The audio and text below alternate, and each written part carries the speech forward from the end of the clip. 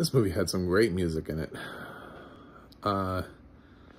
Yeah, so I'm part of my Father of the Bride binge with this one. I did the original. This is my review of the 1990 Steve Martin remake of Father of the Bride in preparation for the Andy Garcia remake. I don't know. We'll come up with a word for it. We now have requel as a word, so a remake of a remake. It's like Inception, but for remakes. Yeah, this is good. I consider this one oddly more of a classic just because it's more from my generation. I'm sure if I was older, I would consider the Spencer Tracy one, which, to be fair, was nominated for Best Picture. This one was not. I just think this one has stood overall the test of time a little bit better, thanks to cable, the advent of cable, because this was like always on cable. I'm not even really sure how many times I've seen this, because I think I've seen it in bits and pieces so many times over the years that if I had to ballpark it, maybe collectively, if I pieced everything together, it would be anywhere from 4 to 7, 3 to 7, 3 to 6, 4 to 7. I don't know, somewhere around in there, 3 to 7.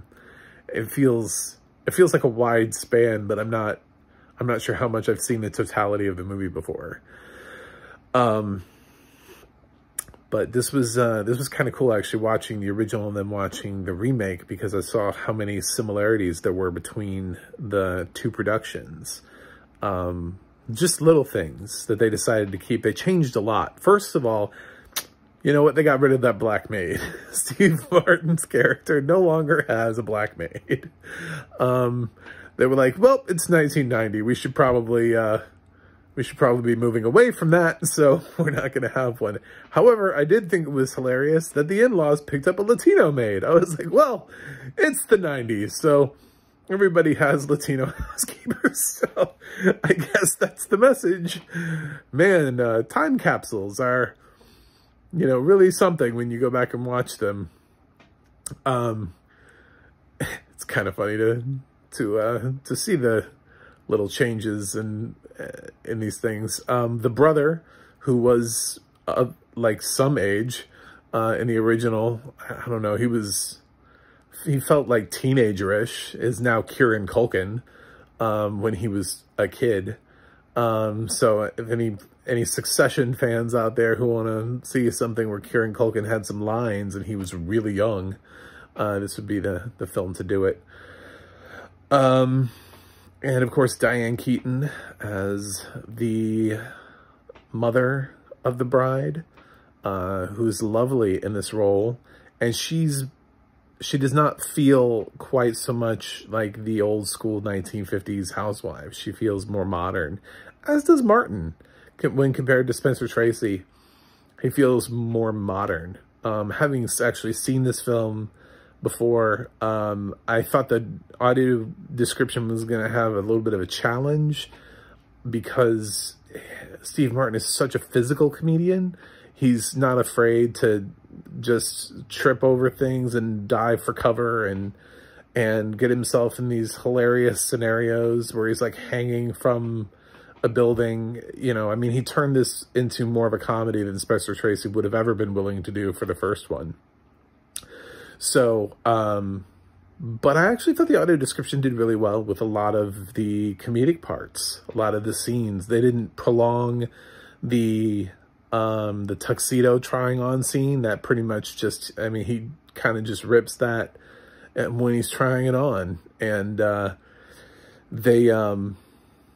that was different than the original, where he's in it for a while and then it rips, you know. Of course, Spencer wanted to be, I guess, seen as a little bit closer to being able to fit in the jacket.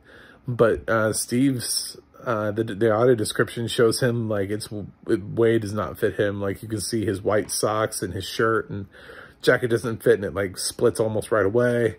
So that was great. When it starts snowing, I love the audio description involving the snow and how it looks around the windows you know, like it's window dressing almost. Made me think about the times back when I used to live further up north, and I would look at sort of how a window was frosted over and you have snow sort of on the windowsill, and it was just like kind of like a good feeling. I thought the audio description for this was really well done. I know it's a little old, but it was still just really decent audio description throughout the film. And like I said, similarities. You still have, you know, at the end, he's trying desperately to get to his daughter. He still races and gets to the top of the stairs, and she's going down the stairs after having just thrown the bouquet, and she gets in the car. I mean, there's so many beats that they hit. The one thing that they did do that was totally different from the first one is, I guess whoever the actor was from the original Father of the Bride was not as big of a name back then, and nobody cared. So his role was really small, playing the wedding planner. But they brought in Martin Short for the wedding planner, so his role is infinitesimally, like, gigantic compared to the other guy. The other guy was in, like, 2 or 3 scenes and had, like, 5 lines of dialogue. And Martin Short is in, like, most of the movie. So, as Frank, and has this crazy accent. And, God, even B.D. Wong, as his assistant, actually has more dialogue than I think the original wedding planner did. So they really lean in on this ambiguous couple with these bizarre accents. And yeah, it's good. He has a less ridiculous name than, I can't even remember what that kid's name was in the first one. But the new, you know, the daughter's boyfriend, fiance, has a much better name. It was, I don't know, something really just gross. In the first film, something you're like, oh man, yeah, that's right. Why people used to name their kids stuff like that back in the 1950s. Something you haven't heard somebody be named in a long time. This one is a little bit more modern, and yeah, it was cute. It was fun. They changed up the in-law couple.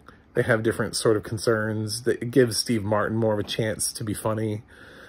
They just look for chances to give Steve Martin a chance to be funny. The parking the cars scenario is a great chance of something that wasn't in the first thing, but was put in here.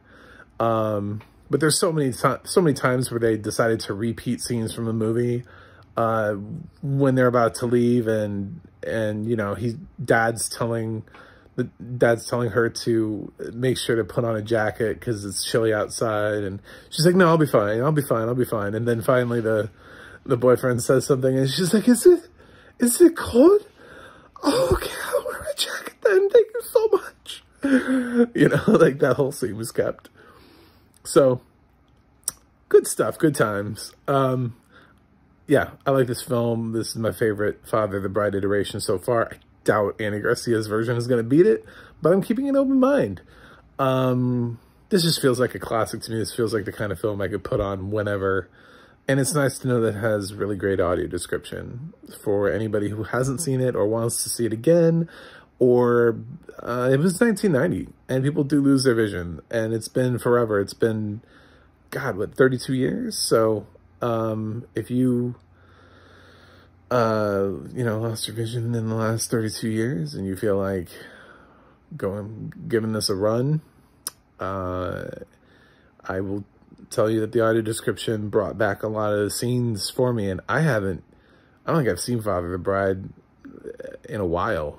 I mean, it was back when people used to flip through channels on cable, you know. You just used to, like, kind of sit down before streaming services and just kind of browse and see what was on. I feel like Father of the Bride was always on back then, but kind of we stopped doing that in, like, the late 2000s when Netflix appeared, and then more streaming services. So I think I saw Father of the Bride a lot in my like teens and maybe like early 20s. And then I think after that, I haven't seen it in a long time. So it was a nice trip down memory lane. I'm going to give Father the Bride, the 1999 Steve Martin version, an A. I just thought it's just a really well done film. Nancy Meyers did a great job with it. It's got a great, great music in it. You know, Just Thinking of You, The Way You Look Tonight at the end was just like a great song to end the movie on. So anyway, I hope you think this is a classic too. Let me know what you think in the comments. As always, don't forget to like and subscribe.